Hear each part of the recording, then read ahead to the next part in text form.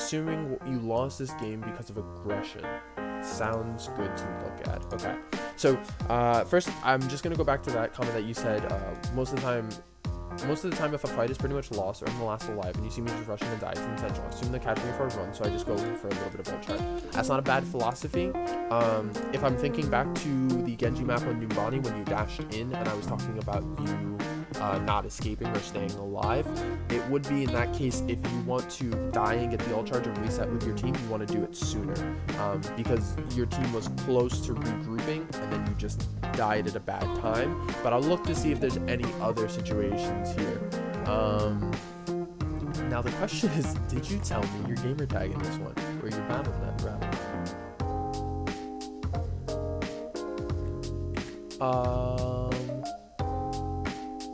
Alright, well, we take a pause now.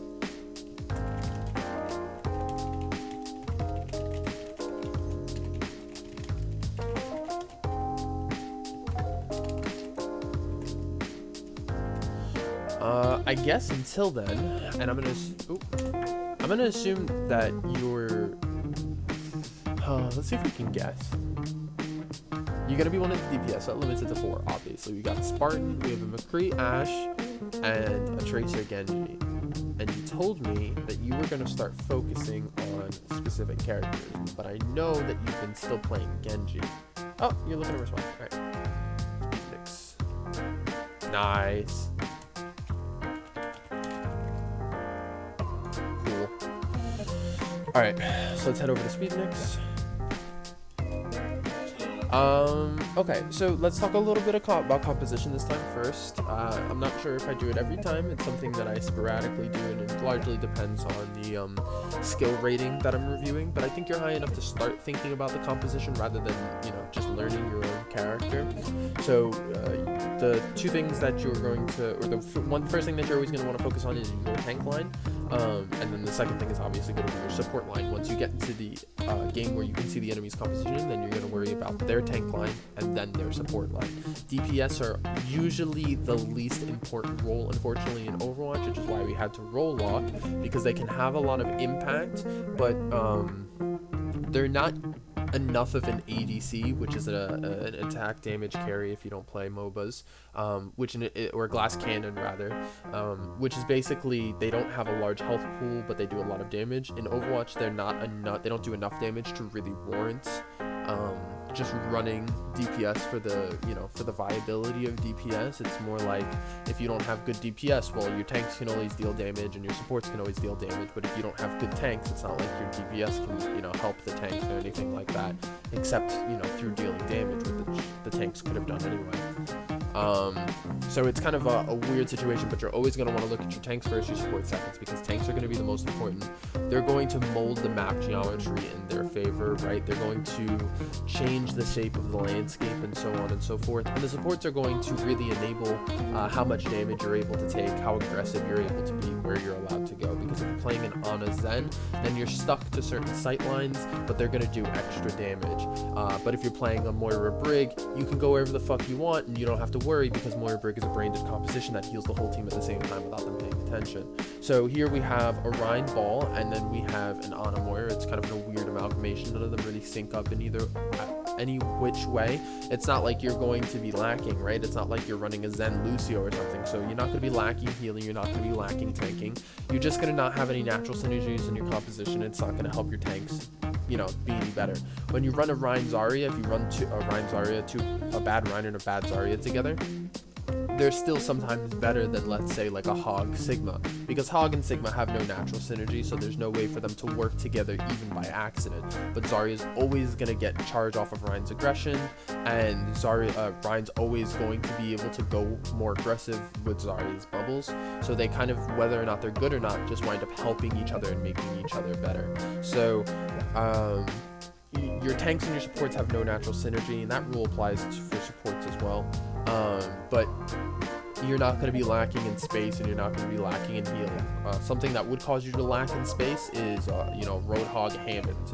You have no shielding, no defensive abilities across your tank line, and it would really cause a deficit. You have a large-ass shield here, and a Hammond who can still disrupt the team, so he's doing as good a pseudo-tanking job as he can, even if he's not doing any traditional forms of tanking. But what this is going to make you think about is the fact that you're going to have a Hammond to follow up on. If he pile drives, you can go in there with dashes and pay attention to the opportunity he's making through his loops and his pile drives and stuff like that.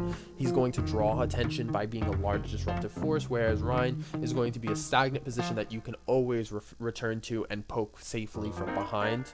Sorry, I thought I had muted that.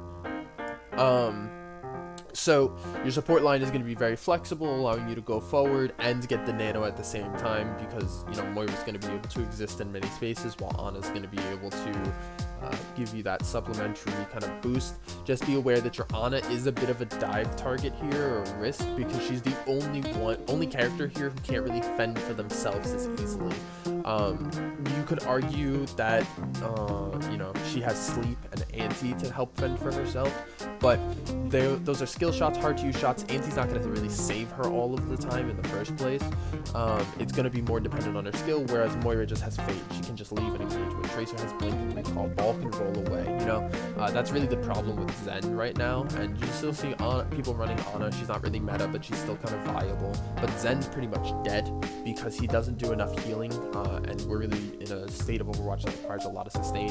So he doesn't do a lot of healing. He doesn't offer a ton of sustain outside of his Transcendence, which is a slow charge ultimate, and then all he does is damage besides that. But we don't need any additional damage when everybody else can do damage in some form or another.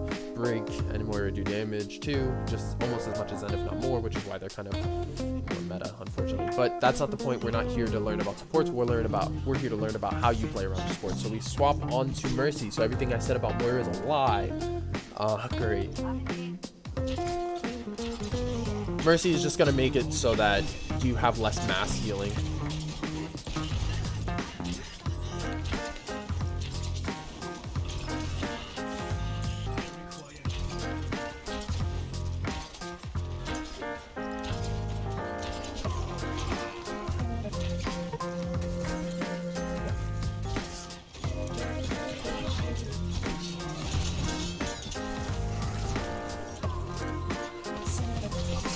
So, just as a kind of a standard point, the first time I was reviewing Genji, I kind of just talked about using your dashes effectively while blading, and that was kind of something that I really focused on, because I think it's something simple that you go into a few games, you say to yourself, oh, when I blade, I have to try to do this specific thing, and you can build up the muscle memory. So I think off the bat here, the thing that I want to start focusing on is your lack of use of high ground, right?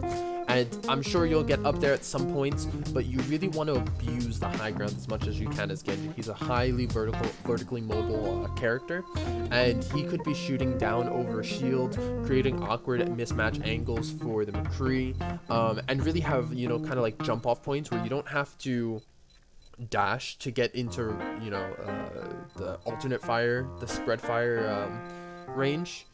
You can kind of just jump into them, and with the new buffs, you really want to be trying to get those alternate fires in as much as you can.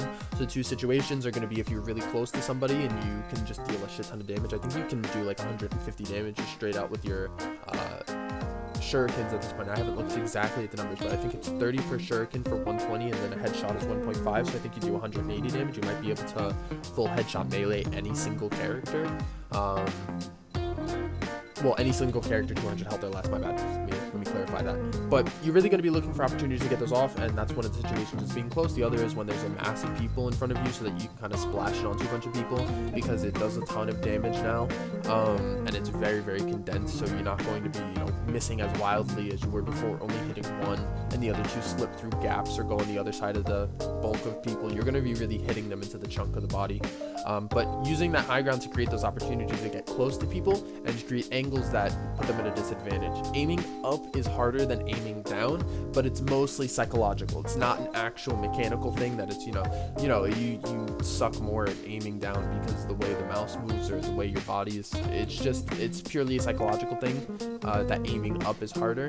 But having high ground does also give you other advantages as well. You're able to close angles off by simply backing up. and often people don't look up as much, so it's easier to take them by surprise. So there's a bunch of reasons, and you really want to be able to use the high ground more, especially on a map like this where high ground is the whole center point is high ground, right? Look at these right clicks, Jesus Christ. I wish I could aim like this. Ooh. Unfortunately, you lose to Moira, because Moira doesn't have to aim.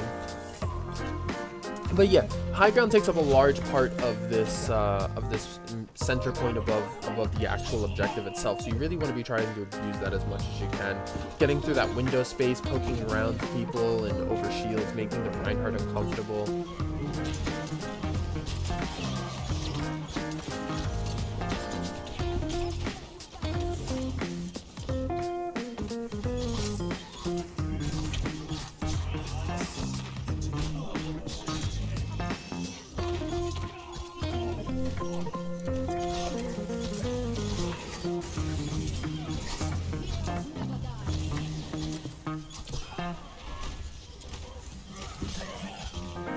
Decent dashes. You need to get a little bit more comfortable with your dashes, I think.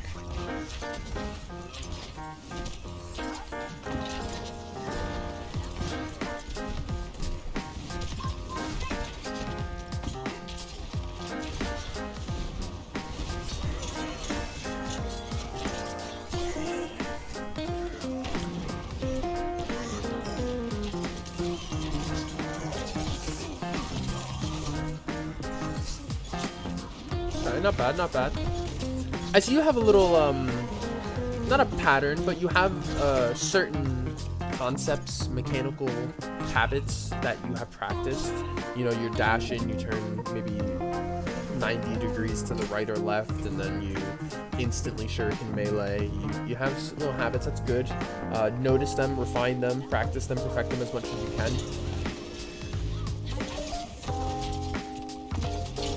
Ooh.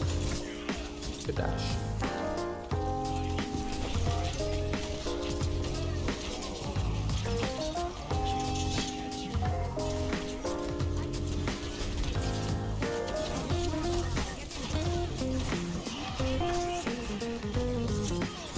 Okay, good, nice.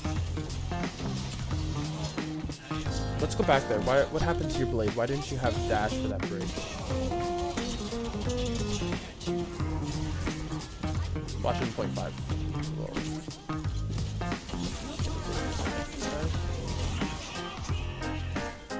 Okay.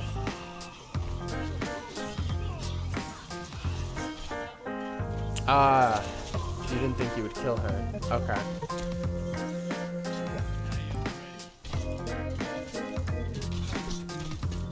Be a little bit more careful with that dash. Be a little bit more conservative. Don't be afraid, I mean, getting 2 with a blade is already good enough, so don't be afraid to take the time to just slash at a close range target and not dash them. Your dash should really be only used for closing large spaces,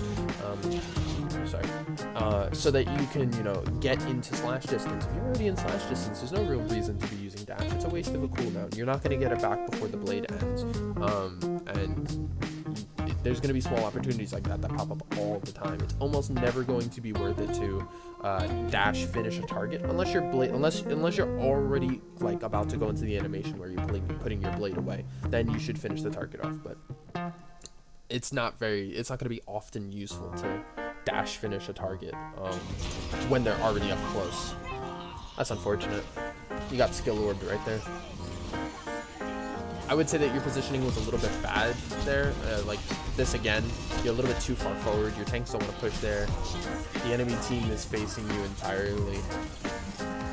You could outplay them there because Genji is fairly busted right now in terms of how fast he can get a kill on a low health target. But I don't think your mechanics are so pristine, especially with how your dashes have been looking this game, that you can just run through the enemy without a care in the world, right? You still have to be aware of their ability to punish you for bad decisions. And I think that was a bad decision, playing in front of your tanks with the enemy team pretty much all regrouped.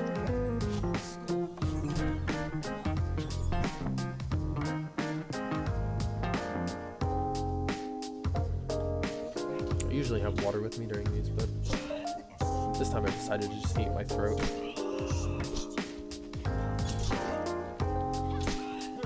Now instead of running a Hammond, you're running a Monkey, but Hammond and Monkey have similar concepts, except now you'll just have more defensive abilities on your team. You'll see a little bit more space made for your supports. Maybe you'll see more healing because of it, but I'm sure as Genji you probably won't really notice too much of a difference.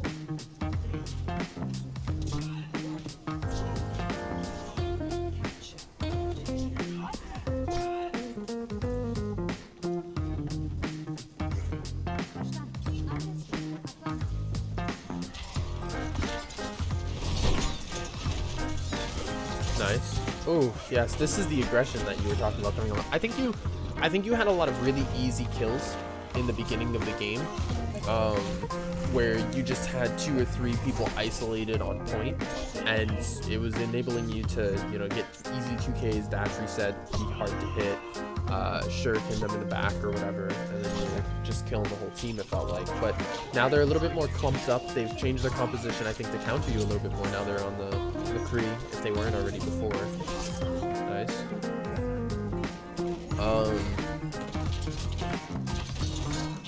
But they're definitely a little bit more bulked together, and you're still running into that death ball. You're not letting them fall apart before you really get in there. Let's see if you keep doing it though.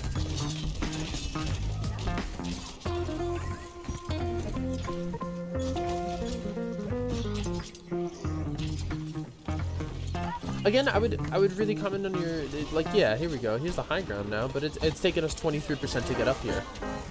You really could have been using this the entire time, and not just as a blade setup. I mean, great blade setup. I love the use of the dash there as a way to just chunk down the large health Roadhog, but it's not fully necessary. But I understand what you did with a Roadhog, because Roadhog's going to take multiple slashes to get through anyway, and he has so much healing potential that you're going to be really scared of him potentially just like surviving the encounter. You want to burn through him there, so I could understand that. That would then negate my argument earlier, but I think it's still viable against low health targets who are nearby you to not, especially if they have escape abilities like Moira. Like if that Moira did have fade or faded away, would have been much harder for you. Ooh, unfortunate. Awareness, awareness, awareness. You must be Santa Claus and know everything all the time. You must be cerebrally aware of your surroundings. Just work on it all the time as much as you can. Listening closely to audio cues, so on and so forth.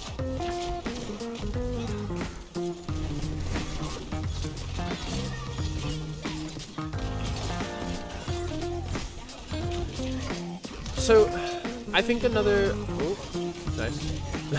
another facet of your aggression is not necessarily just on you. This is a very team-based game, so when you're playing ranked, I'm always going to tell you that it comes down to you whether or not you win the games or not, because everybody's going to have the same experience with rank, where they have bad teammates who don't communicate, they don't know what they're doing stupid stuff. It is what it is. Everybody experiences it, so everybody on some level is on a level playing field, because we're all just as bad as one another. But it is a team-based game, so I can acknowledge the fact that you are playing aggressive and your tanks are playing a little bit slower than they could play with you. So if your tanks are playing farther forward, you would see probably more damage coming through, more dash resets, etc., etc. So when you go into games in the future and you play this aggressive Genji, I'm sure you'll have tanks that play just aggressive as you, and you feel like you're doing the right thing. And in that game you are. But in this game you're not, because you have to be able to adapt to your team and the enemy composition both. Ooh.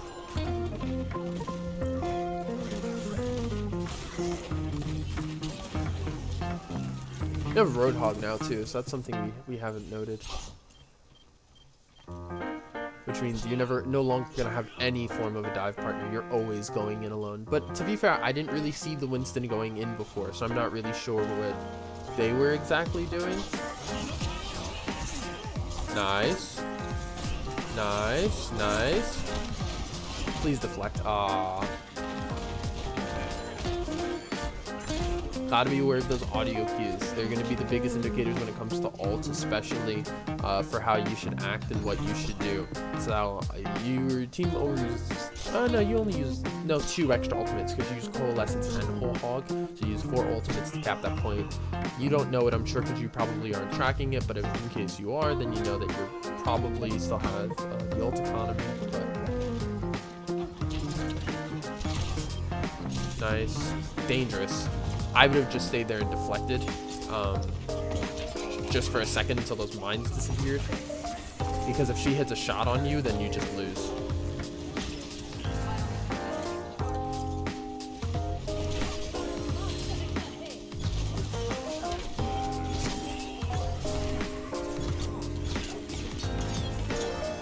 Good deflect.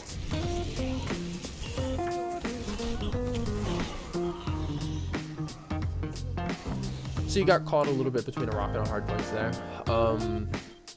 That's really the situations that you want to be using your dashes for. I've noticed a few times that you tend to dash at situations where you could have just backed up with deflect, or you were perfectly safe if you just dropped down out of the right corner. So I'm not gonna go back to anything right now, but just try to be aware of the situations that you're actually in trouble, where you actually don't have any other option but to use dash to get out. I don't want you holding dash all the time, but it is something that might kind of clean up your play a little bit. And like I said before, we're only looking to optimize play once we get into that kind of like diamond masters area. We're no longer looking to learn our characters or anything. That now we're saying, all right, well, we know how to use dash to get out, but like, let's learn the exact, do I have to use dash to get out of here? You know? So that's one of those things. That situation, you had to use dash to get out because you were pincered on both sides. Your tank wasn't shielding you forward, and even if he was, he couldn't be shielding you from behind. Plus, you would have had to have perfect understanding of the fact that what angle your Rhine was shielding you from to be able to protect you from the other one. And your Rhine would have had to understand that deflect doesn't stop Moira, so you wouldn't have been able to protect yourself from Moira either way.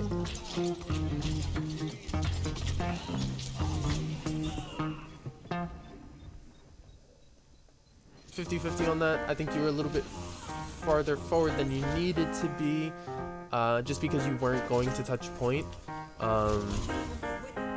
And I say you weren't going to touch point because even if it was your intention, you weren't going to be able to touch point. There was already one person on point.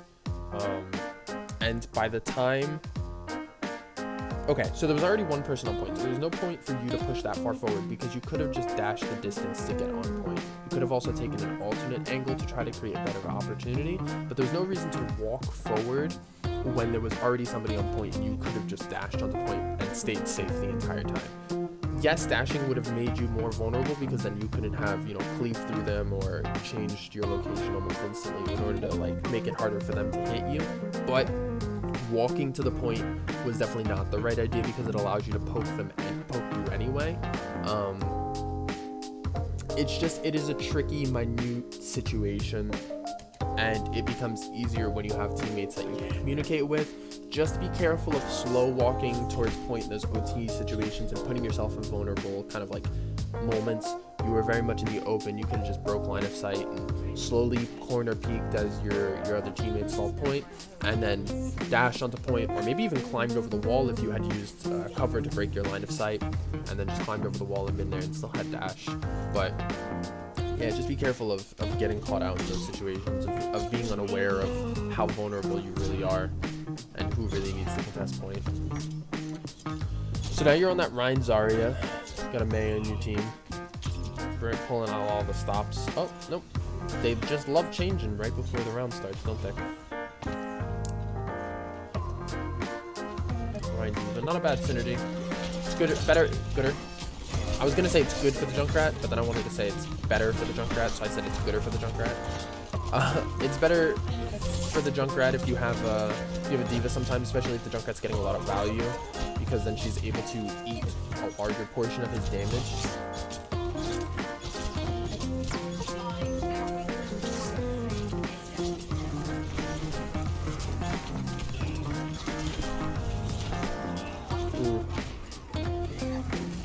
Have to be aware of what type of damage is coming into you there. So the Rhine's right on top of you. You should know because of the audio cues and because of the red indicator on your screen. Let's go back really quick just in case. A little bit further. Does it? I wonder if it even shows it here.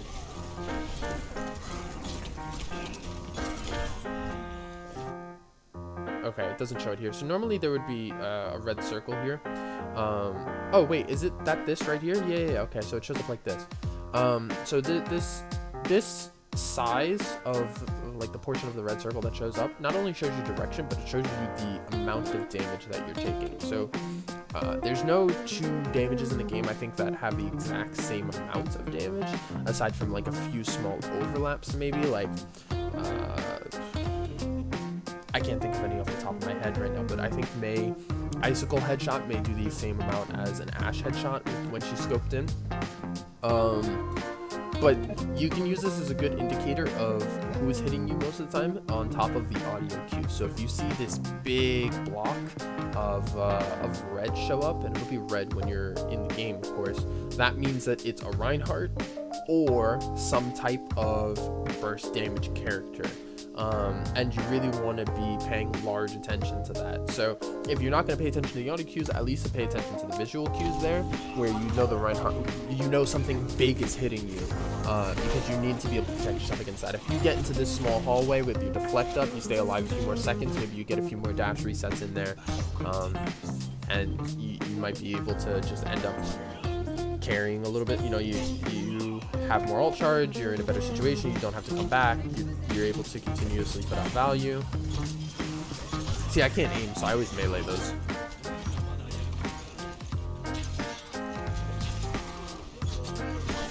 So this point doesn't have as much high ground. Just to go back to the high ground point, it'd still be cool for you to be using that high ground a little bit just as a poke, but they're playing very closely on the right side, and Genji does like right now, especially with this deflect. Ooh, those close in encounters. That was a good play.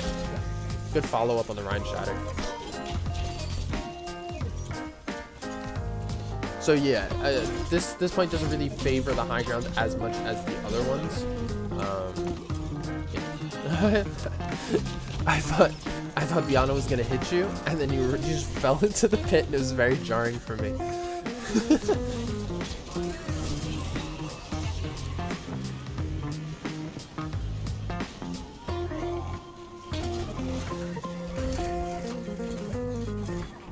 Okay, so you were going for the blade didn't work out. That's not a bad reset because it didn't take you too long. You got it a little bit of extra percentage as well. When you're going for the blade, you spend some time looking at the Ana, and that's fine because you're not going to be as synergized as you will in a team setting. Just be careful of, you know, waiting too long for the nano and not getting value. There's some clips of high-level Genji players, you know, constantly just, can I have nano now? Can I have nano now? How about now? Can I get nano now? Can I get nano now? Because the Ana either isn't the voice or just ignoring the Genji or whatever. But the entire duration of those players, you know, asking for nano, they're still getting value. They're still poking the enemy and, you know, trying to do little things in order to help their team. It doesn't take the perfect setup every time to get a good blade off. There are some fundamentals, like you want to be dashing into the air and falling onto a target if you can. You want to be scoping out your kind of like pathing in your head before you really get into slashing. Like if there's a McCree on a Moira, then you want to go for the McCree and the Ana first, or maybe try to go for the two that are more clustered together so that you don't have to use your dashes and you can get more kills, or try to force out certain cooldowns by landing on someone and then dashing after them after they use their movement ability. So there's certain things that you want to do, but you don't have to stop playing the game because you are trying to nano blade. So I don't think in that situation that you being there is going to really impact anything. This is not a great dash because there's a McCree in front of you and a Moira behind you, and the Moira negates your deflect, and the McCree can flash fan you. So they don't. Moira used to hard counter Genji, but now with his higher damage, he's a little bit better. But you don't want to put yourself in a sandwich situation between two characters that have some sort of advantage against you, right? McCree with his flash and Moira with his... Ooh. That was unfortunate. Yeah, so you used your deflect there, you used your dash there, he knew you were caught out. You might have hit the shots, but he took that risk. But you don't want to put yourself in the sandwich situation, because that Moira turns around, the McCree doesn't use high noon, it's still a potential loss. There's so many situations that pop up when you get into a situation like that. There's so many. I'm so good with words today.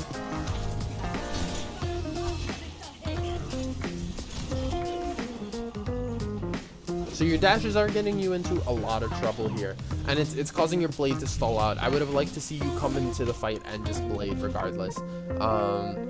You always want to try to get the nano blade off if you can, but that doesn't mean nano can't get value and blade can't get value without one another. So you should really be coming back into these fights after you've already tried to do it now twice, and you should just be like, I'm blading no matter what. I'm going as soon as the fight starts, before I even really throw shurikens. I'm going up there, my team's in there, cool, I got blade then. Your tanks are going in, you should just be blading now.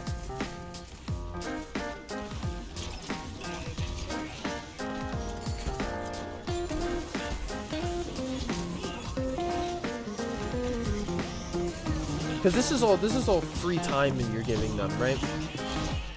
We'll watch your blade in just a second. But this is all free time that you're giving them. Because what you want as defenders is you always want to just have moments where you're just stalled out and waiting. So if the enemy isn't pushing, you don't have to do anything, because you're actually doing what you already need to do, controlling the objective and letting time tick by, right? And this applies to almost every game mode, I'm pretty sure. If you're in the defender's position, you want to just be waiting patiently. If you're in the attacker's position, time is against you. You want to be pushing aggressively and playing up tempo. So just be careful of kind of like that chill status. They got like 20%, maybe more if you consider all the time that it took you from you staring at the Ana and them using all those ultimates to going into the next fight. You don't use blade again, and you dash into the McCree and the Moira, and then you come into this fight and now you're finally blading, but they're at 92%. And if you lose this fight now, you just lose the game.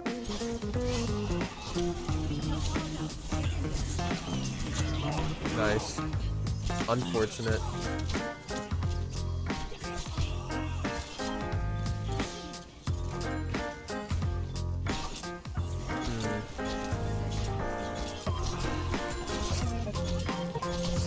Yeah, so this is where I was talking about last time, that your mechanics sometimes allow you to bully people.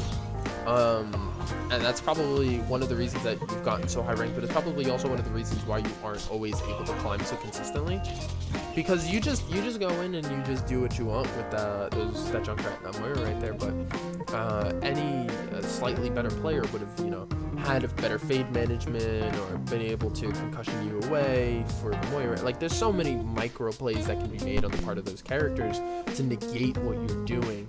But because you're good at hitting your shots, you take advantage of the fact that they don't know what they should do and they kind of get taken off guard. But it's overall a bad player, because better players will punish that. They'll concussion you away. They'll maybe hit a lucky shot, if you want to call it that. They'll have better fade management, like I was saying, and they'll be able to get out of those situations. So you want to just be careful of relishing in moments that are still bad plays, but the enemy is just worse, you know, because we're looking to play optimal, the best Overwatch that we can. We're not just looking to improve in rank if we're looking to play on the team anymore, right? Especially with some of the tournaments that we're going to be trying to play. I mean, you're going to really be playing against some of the top teams if we are able to really take advantage of the facilities and everybody's skill in the right way, you know?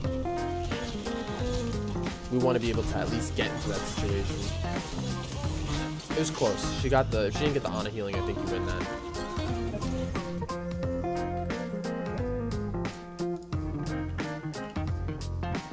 Just watch your peripherals.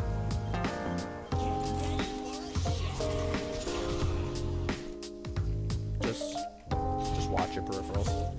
I haven't watched this before. This is a dry run again. But I mean, what else are you gonna do as a Junkrat in that situation? Okay, so we'll take one more look, and this one's gonna be a little bit faster.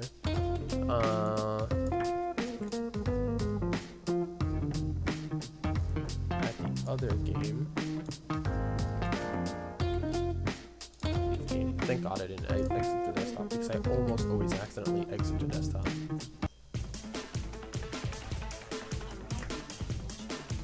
Yeah, so to sum up while we take down into this game, use high ground when it's available. You want to abuse the high ground as much as you can on every map that you can. Be careful with your aggression, and be careful with dashing to low health or squishy targets who are already close to you while you're blading.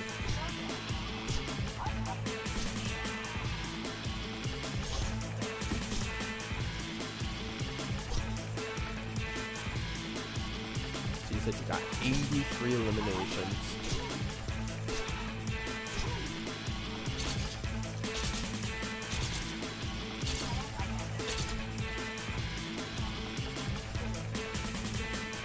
Hold up a second. Let me see if we can get an audience here. Hey Chris, you wanna enjoy this game with me? This guy got 83 elims. Yeah, right.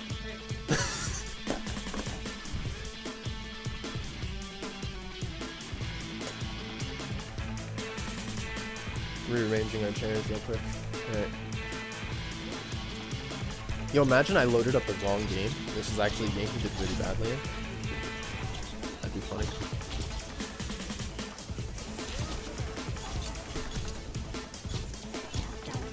Oh my god, what a sleep. Ooh.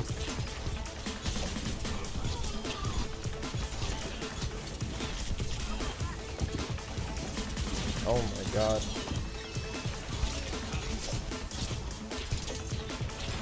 So this is what I was talking about too in the last game.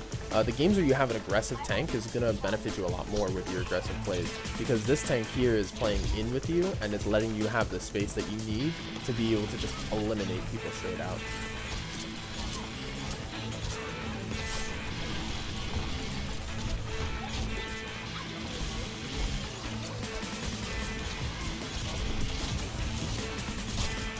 Oh my god, he does so much damage. Oh.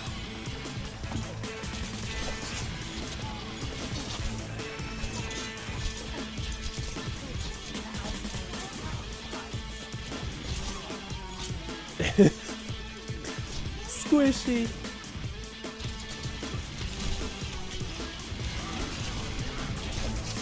Oh my god.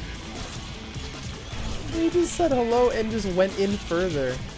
Oh, if you had dashed. Oh! He hits it. He hits those, if you didn't know.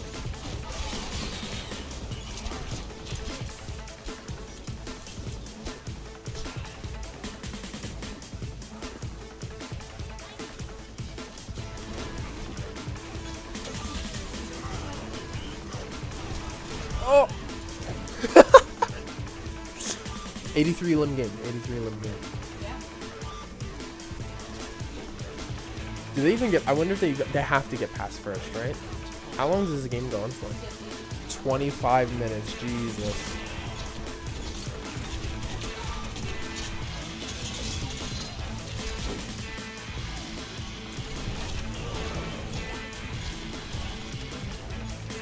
Is he gonna do it? Yo, Blade, right now. You won't. You won't. Wow. You didn't Blade right there? Unfortunate. Could have died with Blade in your hands instead of Blade in your pocket. Being an honorable Shimada.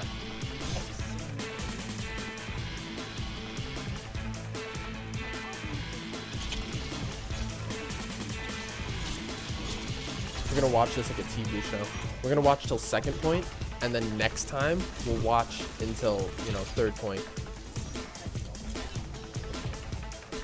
No, Hammond, that's Hammond over there. She's unhappy with me. Oh my god. I love the full heal. I think the full heal was one of the best, like, minor upgrades that they've given to something.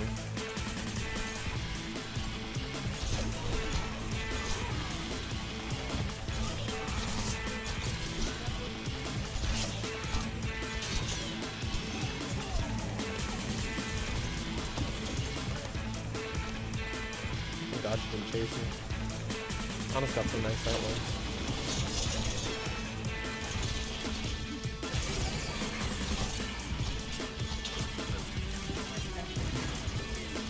No. He's a flex player. He also plays Widow like this too. Well, not as feeding, but... Do you imagine somebody playing Widow like this? Like, just grappling like he's dashing? That would be amazing. Sick tricks.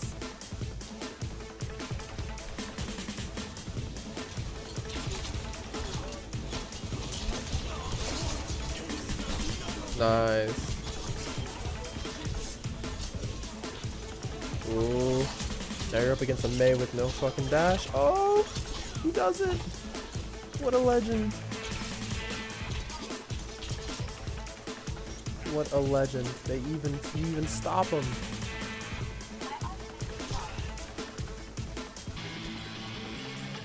Ooh, I like that spray, huh? I have a bad habit in my games where I'll spray and melee the ground. So when I'm walking back from spawn, it's like my way to calm myself down. When I'm walking back from spawn, I'll get caught out sometimes because I'll just be spraying and meleeing the ground.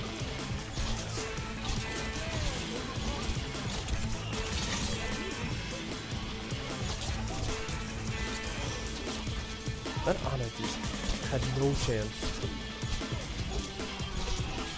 Do it. Do it to him. Yes. Destroy the hub. Do they even get second? Do you think they get second? I don't think they get second.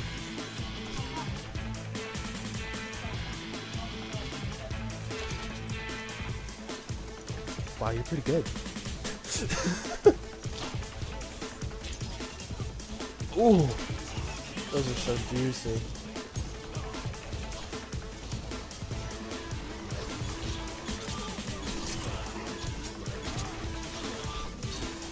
They really swap break to try to stop you.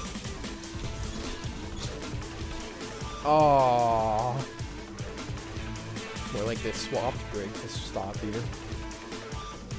Oh, do they actually get that? You guys have so many ultimates. Jeez, that's unfortunate. Well, next time on NJC reviews, we'll finish this series, I guess.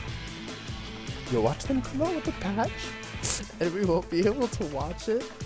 Oh my god. All right. Well.